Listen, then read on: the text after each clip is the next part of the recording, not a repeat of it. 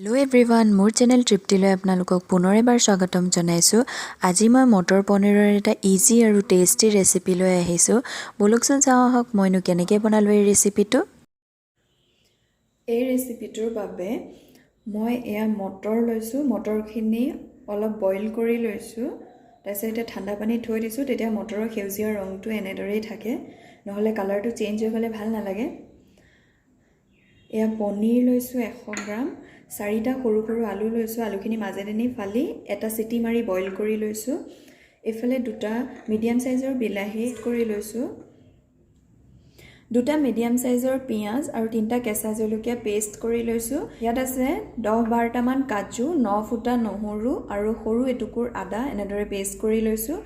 আৰু মছলাত লৈছোঁ সৰু চামুচৰ এচামুচ ধনিয়া গুড়ি, এচামুচ কাশ্মীৰী ৰেড চিলি পাউডাৰ, এচামুচ কিচেন কিং মছলা আৰু সৰু চামুচৰ আধা চামুচতকৈ অলপ কম গৰম মছলা লৈছোঁ। আৰু ফোড়নৰ কাৰণে লৈছোঁ এখিলা তেজপাত, 3টা লং, 3টা ইলাচি আৰু অকণমান ডালচেনি।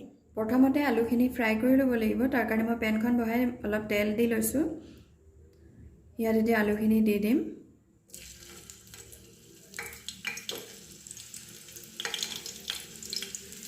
ইয়াত এতিয়া অকণমান হালধি দি দিম আৰু অলপ নিমখ দি আলুখিনি ভালদৰে ফ্ৰাই কৰি ল'ম। অলপ নিমখ দি দিম। এইখিনিতে গোল্ডেন কালাৰ এটা অহালৈকে ফ্ৰাই কৰি ল'ম। আলুখিনিত এটা ধুনীয়া সোণালী ৰং আহি গৈছে, এইখিনি এটা কাঢ়ি থৈ দিম। আৰু আলুটো অপশ্যনেল হয়, আপোনালোকে দিবলৈ নিবিচাৰিলে নিদিব। তেল গৰম হ'ল, ইয়াত এতিয়া তেজপাত, ইলাচি, ডালচেনি আৰু লং কেইটা দি দিম।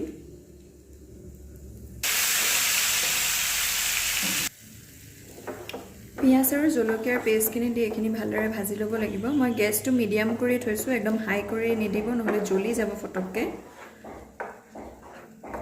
এইখিনি এতিয়া ভালদৰে ভাজি ল'ম। পিঁয়াজখিনি ভালদৰে ফ্ৰাই হৈ গ'ল। 5 মিনিটমান সময় ল'লে ভালদৰে ফ্ৰাই হওঁতে, নহ'লে ইয়াৰ কেঁচা গোন্ধটো ওলাব। এইখিনি এতিয়া ভালদৰে ফ্ৰাই হৈ গ'ল।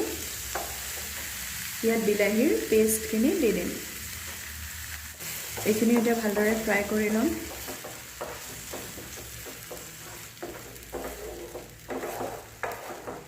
ইয়াত এতিয়া গুড়ি মছলাখিনিও দি দিম।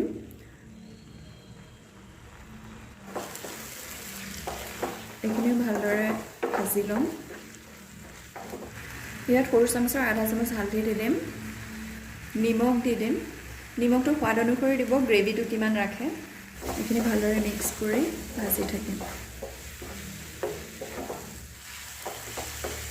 এইখিনি আধা ভজা হওঁতেই ইয়াত এতিয়া কাজু আৰু আদা নহৰুৰ পেষ্টখিনি দি দিম।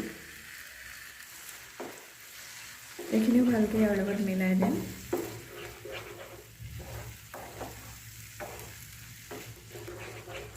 আমাৰ মছলাখিনি ভালদৰে ফ্ৰাই হৈ গ'ল। যেতিয়া ছাইডত এনেদৰে তেল বিৰিঙি উঠে, তেতিয়া জানিব লাগিব যে মছলাখিনি ভাজি হৈ গ'ল।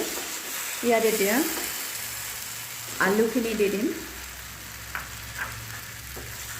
আৰু এইখিনি ভালদৰে মিলাই ল'ম। ইয়াত এতিয়া মই গৰম পানী দি দিম। আপোনালোকে গ্ৰেভিটো যিমান ৰাখে সেই হিচাপত পানী দিব। এইখিনি ভালদৰে মিক্স কৰি ল'লোঁ। ইয়াত এতিয়া মই পনীৰখিনিও দি দিম। পনীৰখিনি দিও এইখিনি ভালদৰে মিক্স কৰি দিম মছলাৰ লগত। পনীৰখিনি মই ফ্ৰাই নকৰাকৈ দিছোঁ, আপোনালোকে ইচ্ছা কৰিলে ফ্ৰাই কৰি ল'ব পাৰে।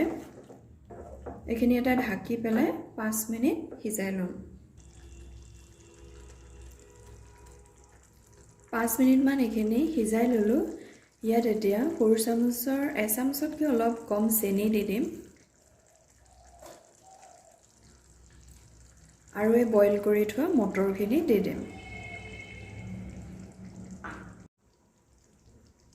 মটৰখিনি দি এইখিনি এতিয়া ভালদৰে মিক্স কৰি দিম। এতিয়া 5 মিনিট আকৌ ঢাকি এনেদৰে থৈ দিম। তাৰপিছত গেছটো অফ কৰি দিম। এইখিনি 5 মিনিটমান উতলাই ল'লোঁ। লাষ্টত মই ইয়াত ধনিয়া দি দিম। এইখিনি মিক্স কৰি এতিয়া মই গেছটো অফ কৰি দিম। যদি আজিৰ ভিডিঅ'টো ভাল লাগিলে তেনেহ'লে লাইক কৰিব, ফেমিলি আৰু ফ্ৰেণ্ডছৰ লগত শ্বেয়াৰ কৰিব আৰু মোৰ চেনেলটো ছাবস্ক্ৰাইব কৰি দিব। কাষতে থকা বেল বাটনটো ক্লিক কৰি অল কৰি দিব তেতিয়া মোৰ আহিবলগীয়া নতুন ভিডিঅ'ৰ নটিফিকেশ্যন আপুনি প্ৰথমে পাব ভিডিঅ'টো শেষলৈকে চোৱাৰ বাবে ধন্যবাদ